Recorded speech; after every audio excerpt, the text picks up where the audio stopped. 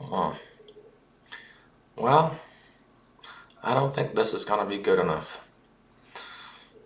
But you know what? I think we can do better. That's better.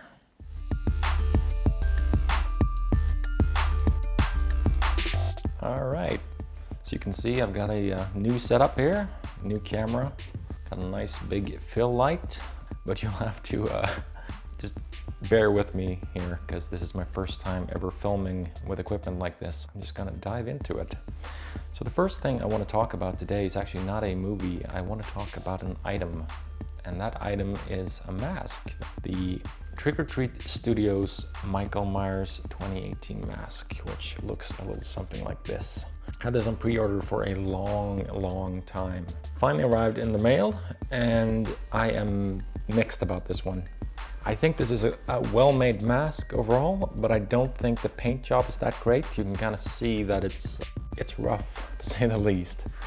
I think Trick or Treat Studios wanted to make the best Halloween 2018 mask that they could, but I think they had to produce a lot of units and they had to produce them really quickly. So they had to cut some corners to basically mass produce these. This paint job is not great, but I've seen a lot of great YouTube tutorials of people repainting this, and it's not that complicated. You know, you can get a little bit of latex, Halloween monster makeup latex and some acrylic paint and just kind of go to town on this, and it can look a lot better. So I think that's what I'm going to end up doing eventually. But if I do, I hope to record that process as well and share that with you all. Beyond the actual paint job itself, I think this is a very well-made mask. I think the material is great. I think it's a very solid, sturdy, nice looking mask. The hair is pretty solid overall. Nice mask, not the best paint job, but under these circumstances, it's understandable. This is a $50 mask. A nice Halloween store mask, I'd say. So pretty cool. I'm not going to be wearing this right now because I'm already under the lights. I'm already sweating, so I'm not going to bother, but it has a very snug, tight fit. But I'm actually quite happy with my purchase overall, especially when I found out that there's some great repaint tutorials online. So this is definitely not beyond saving, this mask. All right, now we'll check out the actual movie. Let's get the cutesy stuff out of the way first. So I want to talk about Ralph Breaks the Internet. This is Wreck-It Ralph 2, of course. Finally released in Sweden. Took a while for this to arrive over here. I loved the first Wreck-It Ralph. Absolutely adored that movie. I think it's one of my favorite 3D animated movies of all time. And I do think this is a very solid sequel. I don't think it's quite as good as the first one. Of course, it's about Ralph and Vanellope, the video game characters from the arcade who managed to find their way onto the internet. I think this is very well made overall, very funny, very charming. There's a lot of self-referential humor in this. They make fun of themselves, they make fun of internet memes and internet culture, but I just felt kind of like it almost over-relied on those qualities. It was almost like it wasn't quite as much about Ralph and Vanellope this time around, which the first movie was really wise to base it on. It was basically all about their relationship, but with this one, it feels more like they sort of want to set up Vanellope as her own character for future films. You need both of them to find a balance. I think they'd be unwise to just kind of break them apart and give them their own standalone stuff. Still a very entertaining, very well-made movie. It is yet again almost over-reliant on references. There are almost too many meta jokes. They make fun of themselves. Disney, of course, they make fun of Star Wars and Marvel and, you know, everything. A good sequel, just perhaps not quite up to par with the first one in my opinion. All right, so now we are going to switch gears. So this is the New York Ripper from Blue Underground. This is their 3-disc limited edition in this very beautiful deluxe packaging right here. I talked about some Blue Underground releases earlier this year. They released Maniac and Zombie, or Zombie Flesh Eaters, or whatever you want to call it. And they just did such a fantastic job on those that I just couldn't help myself. I upgraded my Blu-ray copy of the New York Ripper and I picked up this new version instead. The New York Ripper, if you're not familiar with it, was directed by Italian director Lucio Fulci. Now Fulci was perhaps not quite as, shall we say, elegant as some of his peers like Dario Argento or Mario Bava. He sort of went for the gut. He made really nasty, violent horrific films that are often so exaggerated in their violence that they become almost comedic. But I do think that this is his least comedic movie, because this movie is about a really sadistic, misogynistic killer who stalks the streets of New York City and dispatches women in the most gruesome, sexually charged ways you can imagine, sticking knives and sharp instruments up the, let's just say, the most sensitive parts of their anatomy. A pretty nasty, subversive kind of film. But I would argue that that's sort of part and parcel of these films and this era and this style, was to kind of push the boundaries and see what was possible. I don't think this is Lucio Fulci's best film. I think it's one of his weaker films, actually, because it's just such a downer. The film is not just misogynistic, it's misanthropic. It has a hatred for all of humanity. There's no hope in this movie whatsoever. So it can be kind of bleak and hopeless to watch. Still, I don't know, there's something about these particular filmmakers and this particular era of filmmaking that has really caught my eye in the last couple of years. I really wanted to own this. And for what it's worth, if you do enjoy the movie, then this is a fantastic addition, as always. They have really, again, outdone themselves. Blue Underground, just killing it, no pun intended. Speaking of classic Italian filmmakers, there was also a 2-for-1 sale over at Arrow Video's website recently, and I couldn't help myself. Picked up quite a bunch, and we're going to start with The Girl Who Knew Too Much. This was directed by Mario Bava, also a classic Italian giallo director. They're essentially Italian thrillers. Think Alfred Hitchcock, with a tinge more sexuality and violence. He was basically laying the groundwork for that entire sort of subgenre. This was one of those seminal films that really sort of set the template for what a film like this was all about. So this is about a young American tourist who comes to Rome, where she is witness to a murder, but she can't quite make out the details, which is a very traditional giallo fare. She begins to question what she saw and tries to unravel the mystery of this murder. And of course, in these movies, there's always some sort of big plot twist near the end where the killer is not the one you suspected. It's a really well-made thriller. Again, this was made a very long time ago and on a budget, but I think it's really beautifully photographed. This is a black and white film, of course. Yeah, The Girl Who Knew Too Much. I'm not going to go into length about this because I've got a whole stack of movies to talk about, but I highly recommend checking out the films of Mario Bava, because he really set the sort of template for Italian giallo thrillers that was followed by Dario Argento and other filmmakers in the 60s and 70s. And speaking of Dario Argento, I had to pick up at least one Dario Argento movie because I've been collecting a lot of his early work recently. Couldn't help but pick up Inferno. I must confess I haven't seen this movie in a while, but it's basically, as it says, a brother and a sister delve into a series of gruesome New York murders. It soon becomes clear that the devil is at work, a coven of witches are abroad, and they bring murder, death, and escalating insanity with them. I think the sort of three mothers theme is a little bit vague at best, and I didn't like this one as much as Suspiria. I know Suspiria is really like this lofty film that's really difficult to live up to, but I just found the plotting a lot weaker in this, even though you could argue that Suspiria basically has no plot or no plotting at all. It's that perfect blend of holding back the plot just enough and delivering on the visuals, where it's sort of this atmospheric piece, and I don't think Inferno worked quite as well. I mean, it's stylish in a way, sure. Very stylish, in fact, but I think that's almost everything it has going for it. Again, I haven't seen this one in quite some time, so I really owe it to myself to revisit this movie soon. But I do want to stress that Dario Argento is a fantastic filmmaker, and his films, especially his older films, let's be real, are worth checking out for sure. I also picked up City of the Living Dead. This is a new edition, another classic Italian monster movie. This is also directed by Lucio Fulci.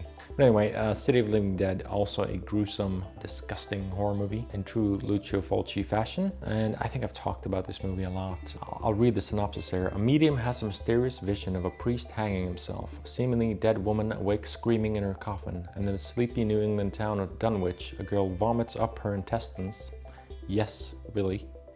and a local misfit has a drill bit plowed into his cranium. These hallucinogenic, often grotesque visions punctuate a skeletal storytelling of a reporter and a psychic who must race against time to prevent hordes of rotting corpses spewing forth from the gates of hell. Can't beat that synopsis. Don't think this is on par with Lucio Fulci's best films, but a fun movie nevertheless. And this is what I was talking about when I referred to his movies being more almost tongue-in-cheek. They're almost so exaggerated that they become almost comedic.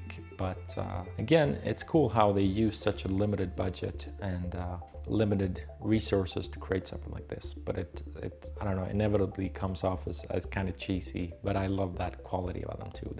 Don't take these movies seriously. I think it's almost impossible to take these movies seriously.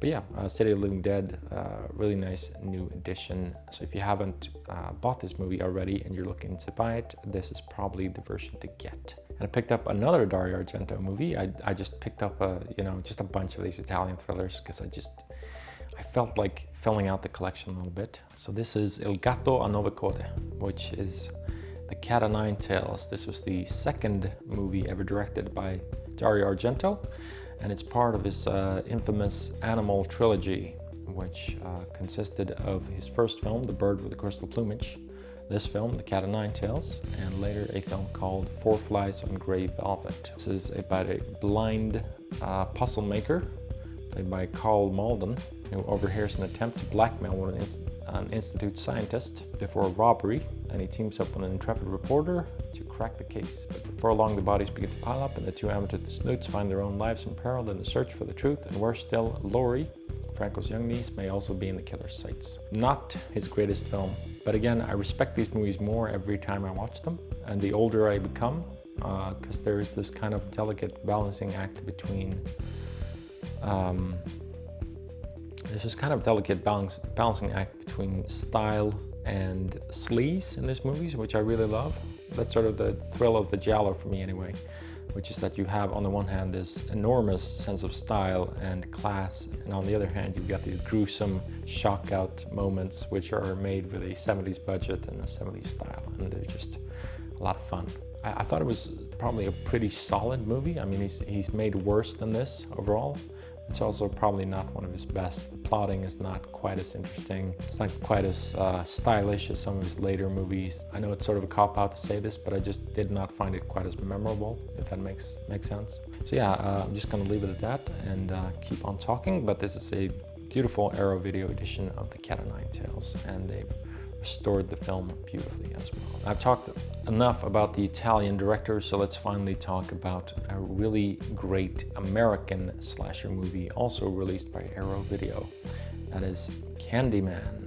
This is loosely based on a story by Clive Barker called The Forbidden. Candyman is a great slasher movie, and I think the reason why Candyman is such a great slasher movie and it stands the test of time is not just because this film deals with issues of class and race in America, but also because it's a bit more somber, serious, stylish. You know, it elevated the slasher movie, because slasher movies in the 90s were pretty much dead. I mean, the early 90s, they were just dead and gone. You know, the slasher heyday in America was really from 1978 to about 1983. That was really sort of the peak slasher era. I mean, they kept going after that, obviously, into the 90s, and they had a sort of a resurgence with Scream in 96. But it's a very elegant movie, and it's a very sort of adult movie. I found in rewatching this how interesting it is that the main character basically goes on a downward spiral. The film is about Helen Lyle, who's a grad student who is writing a thesis on urban legends, and she comes across a myth in this housing project called the Candyman.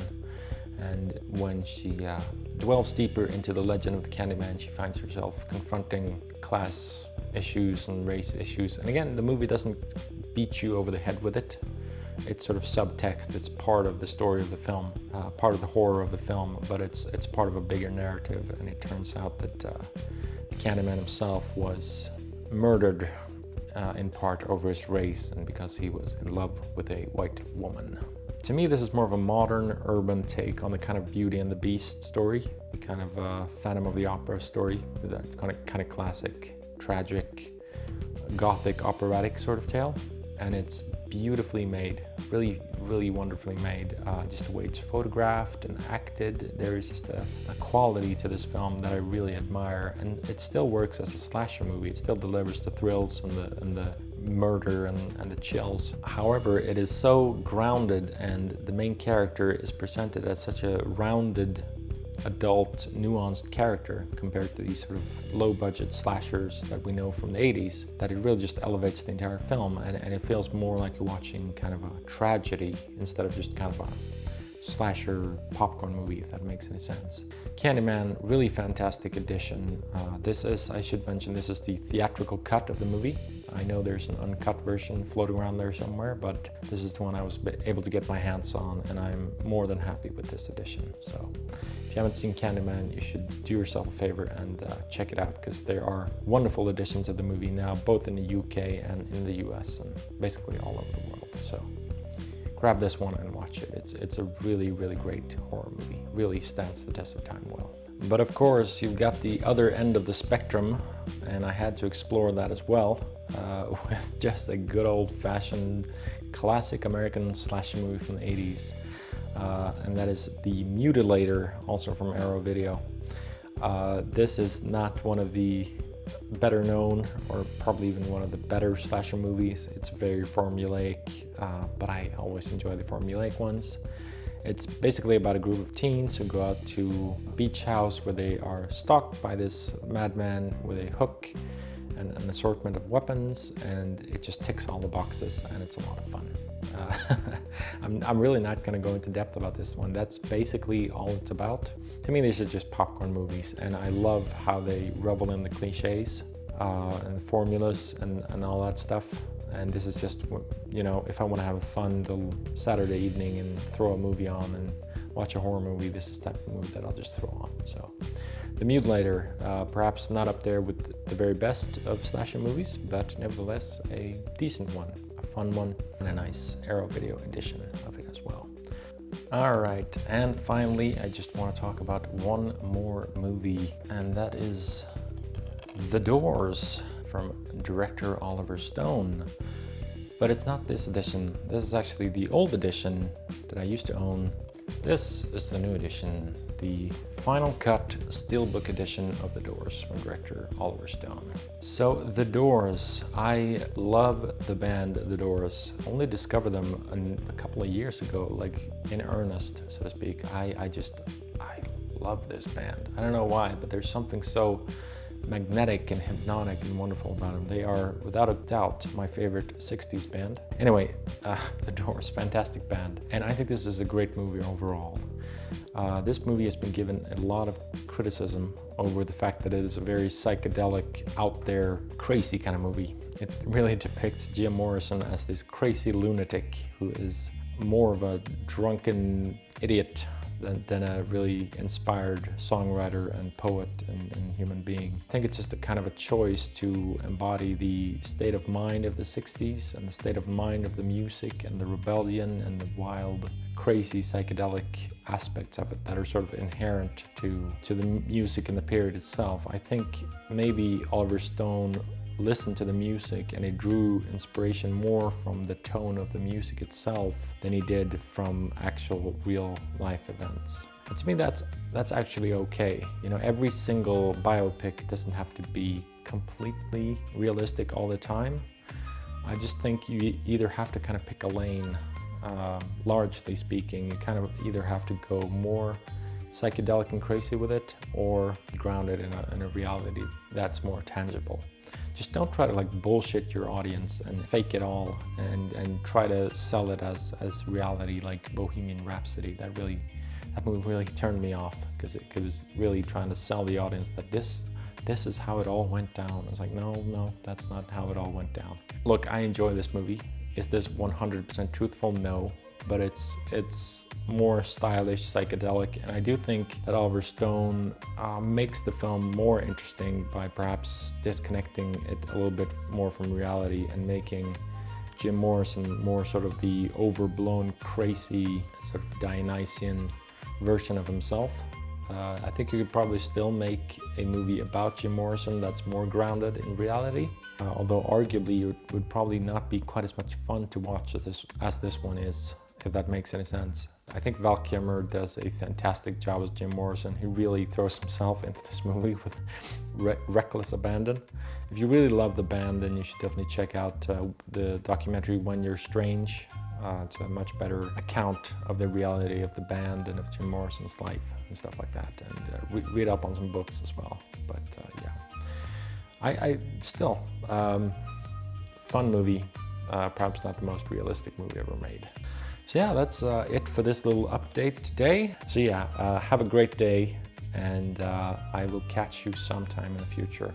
I hope to be producing more videos, but these are, you know, I make these whenever I get the opportunity to make them, which is not that often.